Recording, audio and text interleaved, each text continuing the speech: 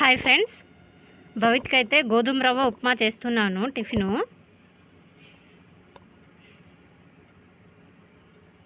Oil heat అయిన తర్వాత ఆయిల్లో పోపు పెట్టుకున్నానండి. పోపు దినుసులు, టమోటా, పచ్చిమిర్చి, ఆనియన్, కొత్తిమీర, కరివేపాకు వేసి బాగా ఫ్రై అవ్వాలి.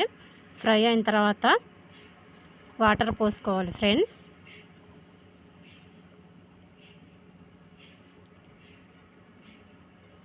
వాటర్లో వచ్చేసి కొంచెం సాల్ట్ వేసుకోవాలి, టేస్ట్కి సరిపడా సాల్ట్.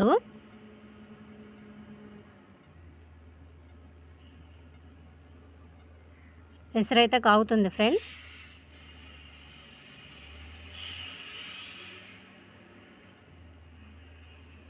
ఎసరులో సాల్ట్ వేసేసుకొని చూడండి ఫ్రెండ్స్, ఉప్మా కూడా ఉడికిపోతుంది.